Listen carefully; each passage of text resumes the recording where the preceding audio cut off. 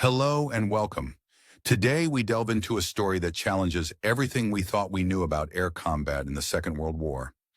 It's a tale of unexpected miracles and shocking reversals that turned the skies over Germany into a battlefield of the impossible. Imagine a German major, fighting at 24,000 feet, suddenly caught in a pursuit that defies the laws of aerodynamics. An American fighter still with him at 600 kilometers per hour, at an altitude where such speed should be impossible. How could a plane armed with a British engine, developed in just over 100 days, outmaneuver and outlast the Luftwaffe's most seasoned pilots?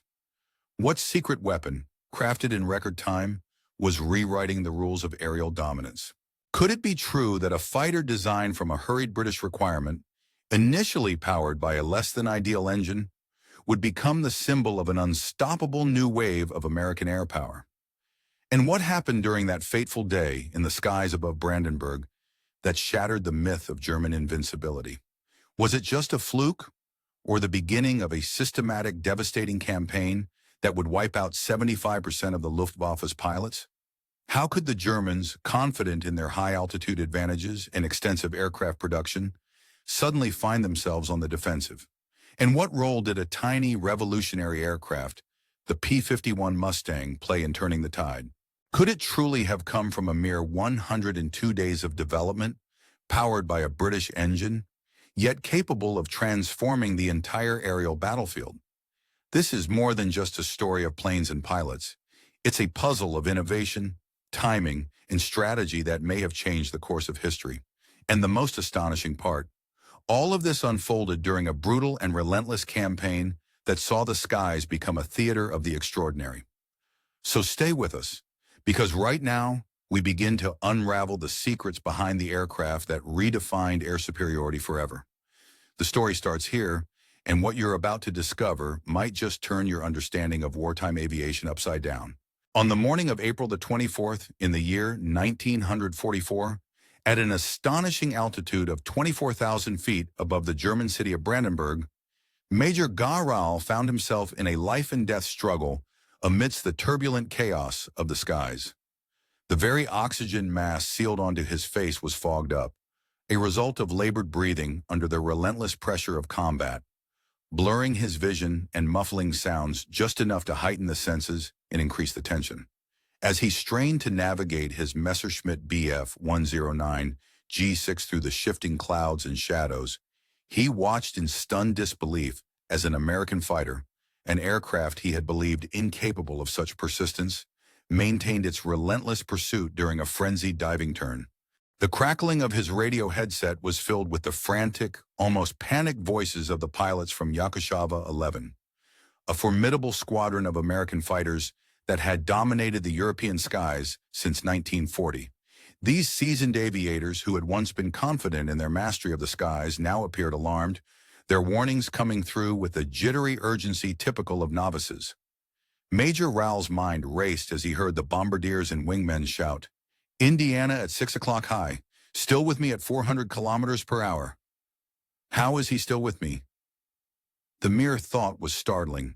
How could that American fighter possibly keep up at such dangerous velocities and extreme altitudes? For nearly 3 years, the doctrines of aerial combat had been clear-cut and often uncompromising.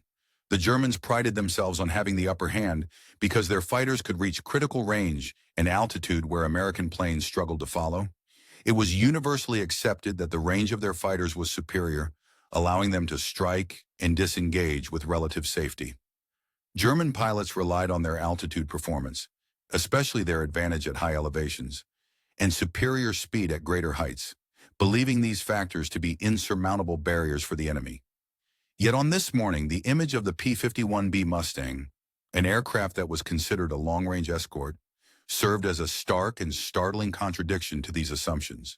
This Mustang, armed with the mighty Packard-built Merlin engine, was singing its death song at this altitude, where American pilots believed their thunderbolts and lightnings lacked the power to breathe. Despite flying from a base in England just over 1,000 miles away, this particular aircraft still had ample fuel, enough to sustain combat operations for another full hour and to return safely home. Major Raoul's own fuel gauge tantalizingly displayed only about 15 minutes worth of fuel remaining before he would be forced to retreat and land, and the distance to Brandenburg quickly closed that window of opportunity. What took place that clear morning shattered the established understanding of air superiority. It was as if the rules had been rewritten in an instant. The tide had turned, and the hunters, the Germans, now found themselves unexpectedly and dangerously become the hunted over their own capital city. Major Raoul was witnessing something monumental, not merely an encounter with a new American fighter aircraft, but the dawn of a systematic and devastating campaign that would lead to the Luftwaffe's destruction from within. By the time the year was out, the force that had terrorized Europe and kept the skies under its iron grip would have lost 75% of its pilots, almost all of its experienced commanding officers, some of the most capable flyers, and would be crippled in its ability to maintain air supremacy over Germany itself.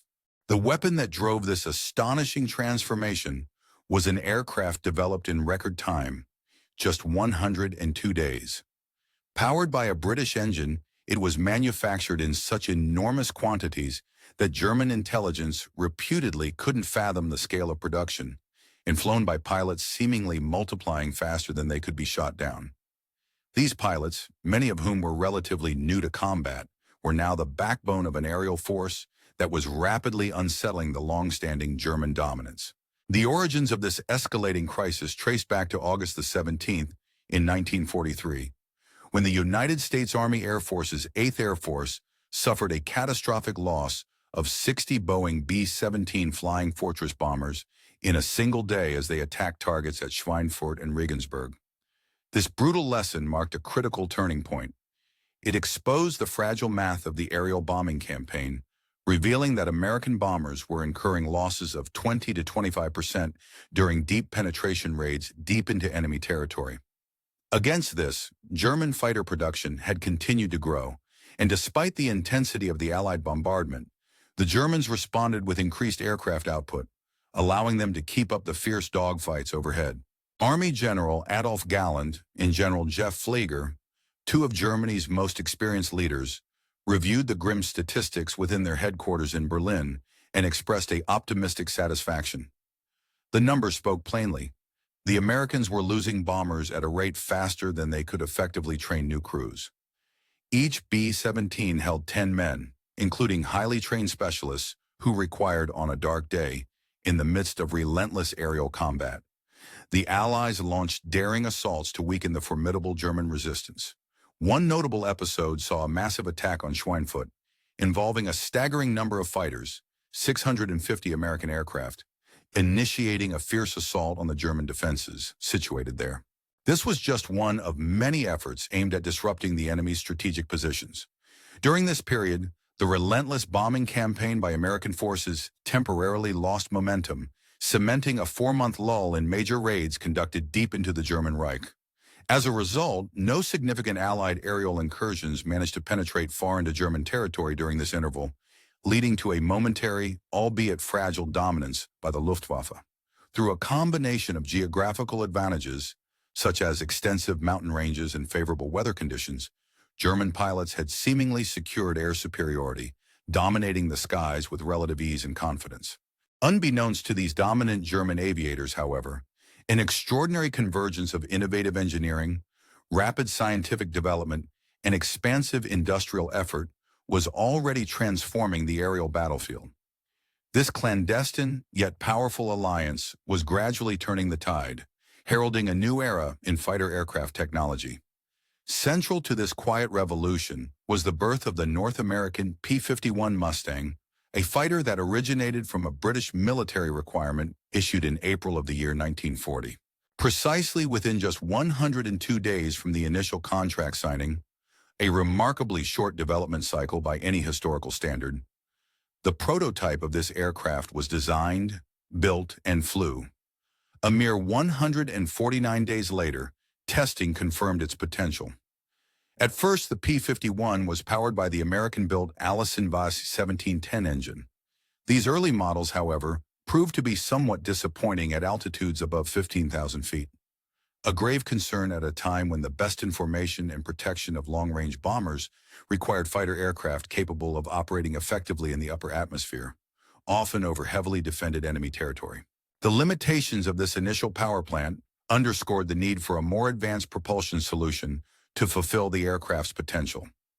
In a pivotal moment of technical ingenuity and international cooperation, in April of 1942, a test pilot from Rolls-Royce named Ronald Harker suggested an innovative modification, replacing the American engine with a British-designed Merlin engine. This suggestion was revolutionary, combining the aeronautical efficiency and sleek design of the American airframe with the legendary power and reliability of British engineering. The marriage of American aerodynamics and British propulsion ultimately resulted in what many consider the most significant fighter aircraft of the war. In the United States, the Packard Motor Car Company, located in Detroit, took swift action to produce the Merlin engine under license from the British government. Beginning in August of 1941, Packard started the licensed assembly of Merlin engines, applying America's vast mass production capabilities to fulfill the needs of the Allied war effort and simultaneously combining this expertise with British precision engineering. By late 1943, Packard was manufacturing hundreds of Merlin engines each month. These engines delivered approximately 1,650 horsepower at cruising altitudes, where German pilots often felt most at ease due to the relative invisibility of their aircraft from Allied fighters, until they encountered the mighty Merlin-powered P-51s. In a prophetic assay of the aircraft's potential, Colonel Thomas Hitchcock, an American military attaché stationed in London and a veteran pilot from the First World War, wrote a revealing report in July of 1942. He predicted that the P-51 equipped with the Merlin engine would surpass any fighter aircraft then in existence, especially at altitudes above 25,000 feet. Hitchcock asserted that such a fighter would possess the range necessary to escort bombers all the way to Berlin and back, effectively protecting the vulnerable long-range bombers from enemy fighters in the upper atmosphere. This aircraft, he confidently predicted, could fundamentally alter the strategic situation across Europe, shifting the balance of aerial power. By the first day of December in 1943, the transformative impact of these technological innovations was becoming clear. A squadron of German Focke-Wulf FW-190 fighters from the Aguschwada II group spotted a formation of American bombers near Solingen. Convinced that their previously dominant escorts had fallen back, the German pilots prepared to attack.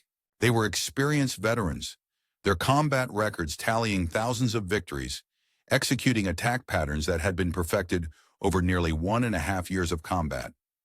As they initiated their attack approach, American pilots had begun to drop away from the bombers, with the P-47 Thunderbolts waggling their wings in a sign of farewell, signaling the start of their withdrawal. Suddenly, however, chaos and surprise struck the attacking Germans. Urgent radio communications crackled across the airwaves, instructing the German pilots that the Americans had still maintained a fresh, stubborn, and unexpectedly resilient force of fighters in place. A group of 8 P-51 Mustangs, specifically P-51B models of the 354th Fighter Group. During that period, Allied air forces actively engaged in aggressive fighter sweeps, deliberately seeking out German fighters rather than passively waiting to be attacked. Instead of simply defending the bombers or waiting for enemy fighters to engage, the Allied fighters took the initiative, hunting down their German counterparts with aggressive tactics designed to destabilize the enemy's air defenses. On one notable occasion, a commanding figure of the German Luftwaffe, Major Georg Peter Shaw Ada, who was the leader of the 3rd Groupie of Jagdgeschwader I, engaged with some of the Allied fighters near the region of Bremen. Major Ada was a veteran ace, having accumulated an impressive tally of 78 confirmed victories during his service. His extensive combat experience had led him to develop particular techniques tailored to each type of Allied fighter he faced. For instance, he recognized that the formidable P-47 Thunderbolt was vulnerable at higher altitudes because it could be outmaneuvered by German fighters in those conditions. Similarly, he understood that the Spitfire's limited range made it less effective over long escort missions, which was a crucial tactical consideration in the Battle of Europe. In contrast, the P-38 Lightning presented different challenges. It was not as agile in turning as the German fighters, but the P-51 Mustang defied categorization due to its exceptional performance characteristics. The first contact between the German fighters and the Allied Mustangs occurred at an altitude of approximately 7,500 meters, an altitude that was particularly significant in the context of aerial engagement strategies. Afterward, contact reports from Eder to the command headquarters of the Luftwaffe revealed that enemy fighters kept pace with and outmatched the German Bf-109G fighters in speed and maneuverability at this height. The chase continued for around 30 kilometers before fuel reserves became a limiting factor, forcing the German pilots to break off and land. Meanwhile, the enemy fighters, undeterred, continued their escort missions, seemingly unconcerned about their fuel states, an indication of their operational confidence and the increasing reach of Allied air power. A German ace, Oberfeldwebel Heinz Kocha of JG-11, documented these encounters vividly in his diary on December 20th. He reflected on the sudden appearance of American fighters over Hanover, an event that unsettled the whole German Air Force. Previously, German pilots would take off leisurely, knowing they had time to climb to altitude and establish a suitable defensive position before enemy bombers arrived. However, now they faced a drastically different scenario. They had to accelerate their climbs immediately after takeoff, or risk being caught out and bounced by enemy escort fighters with the advantage of initial surprise. The war's sudden expansion to German borders was starkly illustrated by reports on the prowess of the new American fighter, the P-51B Mustang. When German intelligence finally obtained detailed data about its performance in January of the year 1944, shockwaves rippled through the Luftwaffe leadership. The Mustang could reach speeds of roughly 440 miles per hour at 30,000 feet altitude, faster than any German fighter at comparable heights. With drop tanks, its effective operational range stretched to nearly 280 miles, far surpassing previous expectations. Its ceiling of approximately 42,000 feet, significantly higher than the usual operating altitude of German fighters, also posed a new strategic challenge. German pilots found themselves operating at heights where they were less comfortable or familiar. Moreover, the Mustang could climb at a rate of about 3,500 feet per minute. Above 20,000 feet, it was superior to the Bf-109G in climb performance, enabling American fighters to gain altitude rapidly in engagements. Its armament consisted of 6 .25 caliber machine guns, carrying a total of approximately 1,880 rounds, enough for prolonged encounters without frequent rearming. The aircraft's design, notably its laminar flow wing, was revolutionary. The wing's shape allowed for smoother airflow up to 60% of its chord, which reduced aerodynamic drag by about 30% compared to traditional wing designs. This innovative wing configuration granted the Mustang the speed and range necessary to undertake long-range escort missions effectively, fundamentally altering the scope of aerial combat. Between February 20th and 25th of the year 1944, a significant week unfolded in the air war, a week that exemplified the full force of American aerial power.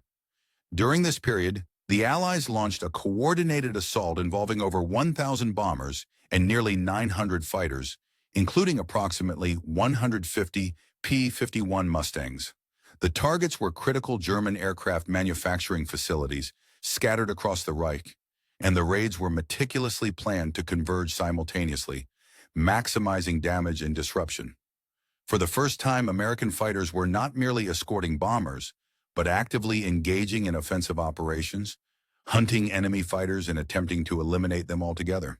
This intense campaign resulted in the loss of approximately 355 German fighters, a significant blow to the Luftwaffe's capabilities.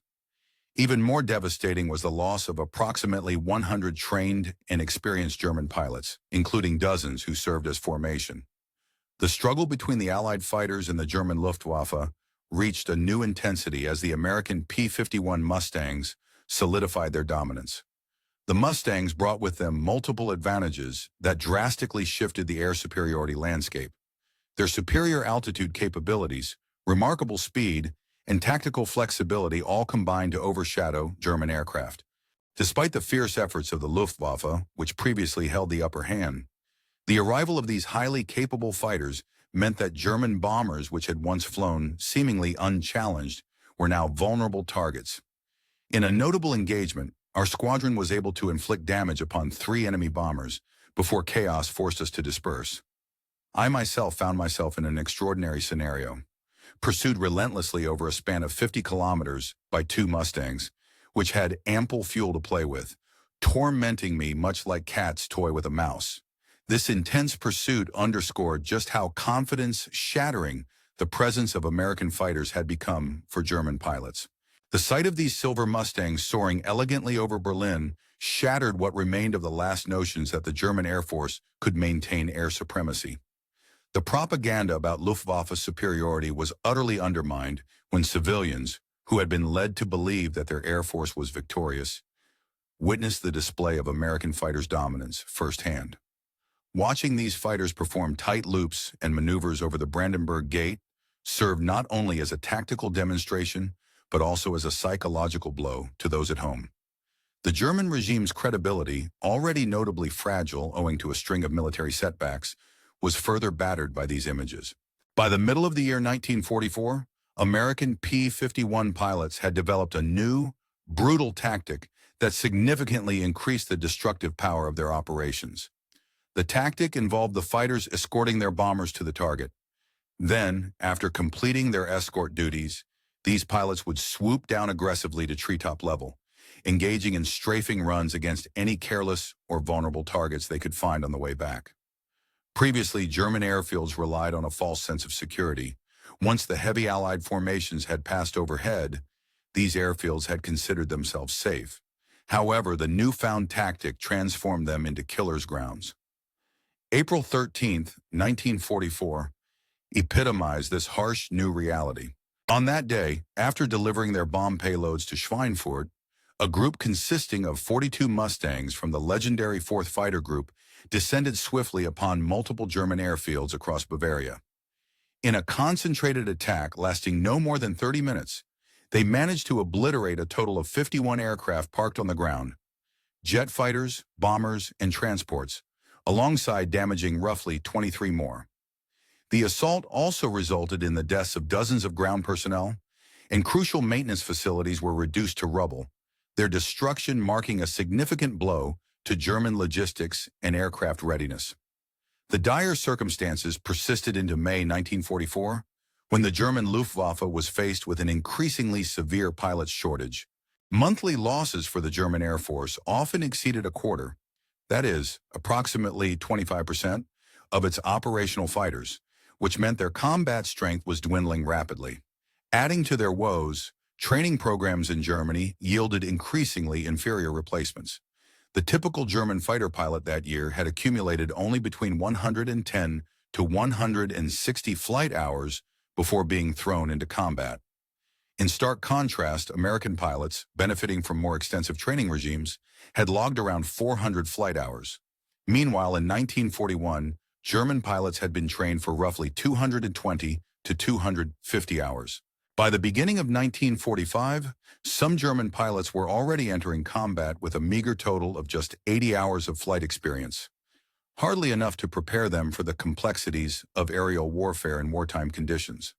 The severity of the crisis was undeniable, with Lieutenant Johannes Mackie Steinhoff, commander of Jagdgeschwader 77, the frontier fighter wing, describing the dire situation in a recently documented report. He lamented that they were being forced to train and field replacements who, in many cases, were mere boys. Young men of about 19 years with minimal training who had never flown above 5,000 meters altitude. Many had never fired upon a moving target in combat, nor had they learned essential hygiene and combat safety procedures. These untrained, inexperienced pilots were being sent directly into battles against American pilots whose training was extensive and whose combat experience was substantial. The gap in quality and skill became a deadly force multiplier in favor of the Americans. Captain Don Gentle, a highly successful pilot with the 4th Fighter Group, credited with scoring 21 aerial victories, observed the deteriorating quality of German pilots firsthand. He noted that by spring of 1944, about half of the German pilots encountered in combat tactics were straightforward to shoot down. These inexperienced pilots often flew predictable flight patterns, refused to exploit the cover of clouds for safety, and tended to panic when they were bounced or attacked. However, the seasoned veterans still posed a threat, Identifiable by in the vast theater of aerial combat during World War II, the role of manned aircraft was pivotal, especially for the American forces. When pilots had access to an unlimited supply of fuel, they could afford to loiter over German airfields for extended periods. This advantage allowed them to patiently wait until enemy aircraft took off, thus positioning themselves for lethal strikes at their most vulnerable moments. These tactics proved especially effective in disrupting German defenses and gaining air superiority. The emergence of the Messerschmitt Bf 109 jet fighter, known by its designation as the Me-262, in the summer of 1944, initially injected new hope into the German war effort. The Me-262 was a groundbreaking aircraft, boasting a top speed of approximately 540 miles per hour, making it 100 miles per hour faster than the iconic P-51D Mustang fighters that the Allies relied upon extensively. Adolf Hitler believed that this operational masterpiece could be a wonder weapon, potentially altering the course of the air war in Germany's favor. The German leader envisioned the Me-262 as a decisive weapon that could tilt the balance of aerial supremacy back toward the Axis powers. However, despite its technological advancements and impressive speed, the German jet faced significant challenges that limited its actual impact. For starters, the high-speed performance of the Me-262 was hampered by logistical issues and operational realities. Maintaining such advanced aircraft required high-grade fuel, which increasingly became scarce due to disrupted supply chains across occupied territories in Germany itself. Moreover, the engines of these jets, which needed frequent replacements every 10 to 25 hours of operation, posed a considerable maintenance challenge, one that was difficult to meet amid wartime chaos. The most critical limitation, however, was the necessity for highly experienced pilots to operate the jets effectively.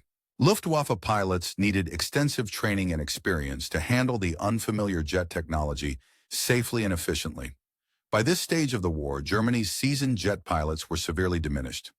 Many of the most notable Me-262 aces, such as Franz Schall, who was credited with shooting down 10 American P-51 Mustangs, and Georg Peter Ada, who claimed 9 P-51s among his 12 jet victories, achieved individual successes. But these victories did little to alter the broader strategic situation. Each claimed kill was, in reality, a small victory, a mere blip in the overall air campaign, since for every Mustang downed, countless others continued their missions over Germany and occupied territories. As the year 1944 progressed into autumn, the focus of the Allied fighter effort shifted away from trying to gain supremacy over German airspace towards debilitating Germany's vital transportation infrastructure. Operating in coordinated squadron-sized units, American P-51 fighters targeted trains, locomotive engines, rail yards, bridges, and canal locks that were crucial to the German economy and war logistics. The reliance of Germany on its rail network was immense. It was the backbone of troop movements, material supplies, and logistics. With relentless precision, these fighter units began gradually eroding the vital arteries of transportation. A stark illustration of this was on September the 11th, 1944, when 36 P-51 Mustangs from the 357th Fighter Group destroyed a staggering 81 locomotives in just a single day of combat, an unprecedented level of destruction. Over time, the 357th Fighter Group would establish itself as the leading air combat unit in the 8th Air Force, claiming an astonishing total of approximately 595.5 victories. This was the highest tally of any P-51 group within the 8th Air Force's extensive operations. The destructive reach of their campaigns was so profound that Albert Speer, who served as Reich Minister of Armaments and War Production, recorded in his personal diary that these American fighters had achieved what the formidable heavy bombers could not: complete paralysis of Germany's vital transportation network. Speer's account vividly illustrated the cascading effects of these fighter attacks. Coal cannot reach power plants, parts cannot reach factories, food cannot reach cities. This relentless assault on the transportation backbone led to a systematic collapse of Germany's economic and logistical capabilities, crippling the war effort from within. Beyond the tangible statistics of victories in destroyed infrastructure, the psychological toll of the American fighters' dominance was immense. German pilots, once proud elite warriors, experienced a profound and demoralizing shift in their worldview. The confidence that had once characterized their tactics and morale was eroded by the overwhelming presence of the Mustangs. The American pilots demonstrated exceptional daring and mastery. They executed aggressive aerobatic maneuvers over German cities, performed victorious rolls over airfields they had recently strafed, and maintained an overwhelming numerical and training superiority in every engagement. This relentless dominance and unyielding confidence deeply unsettled their German adversaries. In response to their declining morale, German pilots began developing a dark sense of humor, macabre yet revealing of their despair. A particularly grim joke circulated among fighter groups. What does a German fighter pilot need to earn an Iron Cross? The punchline was, during the final years of World War II, the Luftwaffe found itself embroiled in what can only be described as a near-suicidal fight for survival, an ultimately desperate and futile effort to turn the tide of an increasingly lost war. The tactical situation had become so dire that every sortie launched appeared akin to a reckless, sacrificial act, a notion vividly illustrated by the staggering loss ratios and the tragic demise of the once proud German Air Force. The results of these last-ditch missions were nothing short of catastrophic for the Luftwaffe.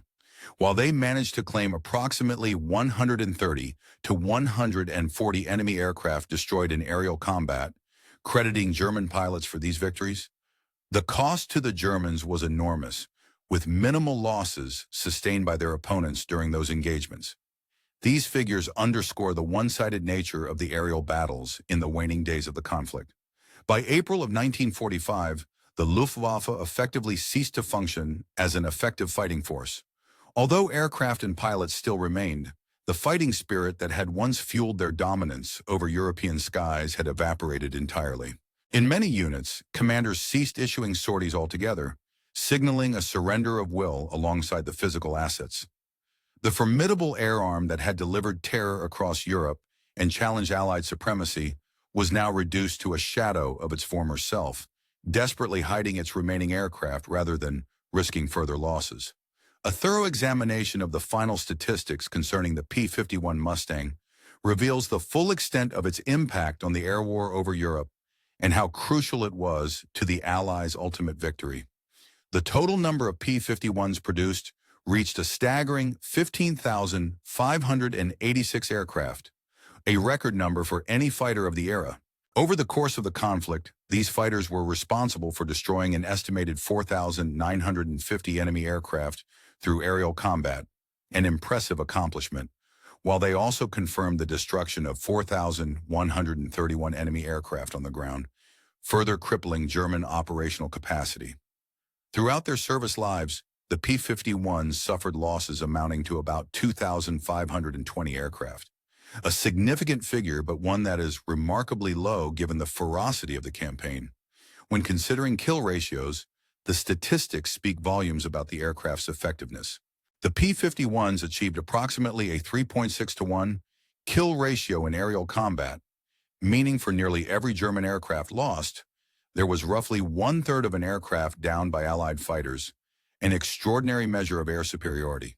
The losses suffered by German pilots, particularly on the Western Front during 1944, exceeded 8,000 killed or reported missing. In subsequent months, from January through May of 1945, the total number of German fighter pilots killed or missing surpassed 3,000. This relentless attrition decimated the German fighter pilot force, which was already under severe pressure due to dwindling operational fighters. The decline of the Luftwaffe's fighter force is vividly documented through their decreasing numbers. In January of 1944, the Germans had roughly 1,600 operational fighters. A mere 6 months later, in June 1944, this number had declined to approximately 1,480, and by the start of 1945, only about 1,000 fighters remained actively operational. By April of that year, the count had dwindled further to less than 325 fighters, barely enough to sustain any meaningful offensive or defensive posture. Clearly, their aerial capabilities were collapsing under the weight of sustained Allied assault. The statistics on training hours provide an additional layer to understanding the significance of the American advantage in aerial warfare. United States Army Air Forces pilots during the years 1944 and 1945 accumulated upwards of 400 hours of flying time before they even reached the combat phase. This extensive preparation contrasted sharply with German pilot training programs. Early in 1944, German pilots logged somewhere between 160 to 220 hours of training. As the war progressed, training hours for German pilots decreased, with many in late 1944 receiving only around 110 to 160 hours, and some in 1945 receiving as little as 80 hours before entering combat. The disparity in training, coupled with the quality of American training systems, was a decisive factor contributing to the Allies' dominance in the air. Historically, military strategists and aviation experts universally regard the P-51 Mustang as a game-changing weapon that played a decisive role in securing Allied air superiority over Europe. A comprehensive strategic bombing survey conducted by the United States concluded that, among all the weapons and assets employed during the campaign, the P-51 had a greater influence than any other single factor in winning the air war. This aircraft's contribution facilitated three pivotal achievements that fundamentally shaped the course of the conflict. First, the presence of the P-51 enabled the persistent execution of daylight strategic bombing missions, which were essential in targeting German industrial centers, transportation networks, and military infrastructure. Second, it allowed the Allies to establish air dominance well before the infamous D-Day. In stark contrast to earlier fighters, by the time the P-51 Mustang made its mark, many Allied pilots found themselves arriving on the front lines, often ill-prepared to even handle their aircraft effectively, let alone engage successfully in combat. These pilots frequently faced circumstances where the caliber of their training, experience, or aircraft operation was insufficient to turn the tide of battle. The influence of the P-51, however, extended far beyond the immediate scope of the Second World War, leaving a legacy that would reshape how air superiority was understood in the decades to come. This legendary aircraft became a symbol not just of technological innovation, but also of a broader strategic philosophy, one rooted in systemic advantages, comprehensive training programs, robust production capabilities, intricate logistics networks, and seamless integration of cutting-edge technology. It served as tangible proof that achieving dominance in the skies depended less on the prowess of individual pilots or the superiority of the aircraft alone, and more on a carefully coordinated society-wide effort to mobilize resources and expertise. Adolf Galland, a renowned fighter ace from the Luftwaffe, candidly acknowledged later in life that while the P-51 was not necessarily superior to German fighters in every individual aspect, it was sufficiently capable across all parameters. Its real strength lay in its prolific production, being manufactured in overwhelming numbers. Its pilots' extensive training, which produced seasoned and disciplined combatants, and the unbounded logistical and industrial resources supporting its deployment. This potent combination rendered the aircraft, and by extension, American air power, nearly invincible. At a NATO conference held in 1975, General Gunther Roll, who had survived the war with an impressive tally of 275 aerial victories, reflected soberly on the influence the P-51 exerted. The Mustang didn't merely triumph over the Luftwaffe, it fundamentally altered the very concept of what air superiority represented. Prior to its emergence, air combat was largely viewed through the lens of individual skill, tactical ingenuity, and personal victories, where performance was closely tied to the abilities of a single pilot within a combat scenario. The Americans, however, envisioned a different approach, one centered on comprehensive systems, relentless production, and strategic dominance achieved through a united societal effort. Their vision was of a different kind of warfare, rooted in an industrial and logistical juggernaut, capable of projecting power over vast distances and sustaining long campaigns. As a result, they won not just on the battlefield, but in the overarching domain of strategic influence.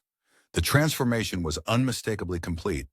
From the period when the Luftwaffe swept across Europe between 1939 and 1941 and nearly succeeded in defeating Britain, To the rapid domination of the Eastern Front, their air force was a formidable force until the immense industrial might of American society, encapsulated in its industrial democracy, came into play, wings unfurled. This industrial prowess systematically dismantled the Luftwaffe's previous dominance, rendering their air power increasingly obsolete. The P-51 Mustang became the critical instrument in this transformation, but in essence, the true offensive weapon was the society behind it, an advanced, organized, and resource-rich nation capable of designing an aircraft in a mere 102 days, producing more than 15,000 of them, training thousands of pilots to the highest standards of professionalism, and projecting this formidable capacity across oceans, turning the tide in favor of the Allies and establishing unbeatable air supremacy. German pilots who dismissed the American fighters early on in 1943 failed to anticipate the true significance of the P-51 because they did not understand the society that fueled its production. They saw only airplanes, mechanical constructs, rather than the systematic assembly lines that churned them out at a relentless pace. They counted pilots and their individual skill set, rather than recognizing the massive scale of training programs and logistical support behind these airmen. They measured range and fuel capacity, but overlooked the immense industrial capacity driving this technological revolution. By the time the Germans grasped the true depth of American industrial and societal strength, its capability to mass produce, support, and sustain a war effort on an unparalleled scale, it was already too late. The hunted had transformed into the hunters, and the skies over Europe belonged firmly to the Mustangs. The demise of the Luftwaffe was far more than a military defeat.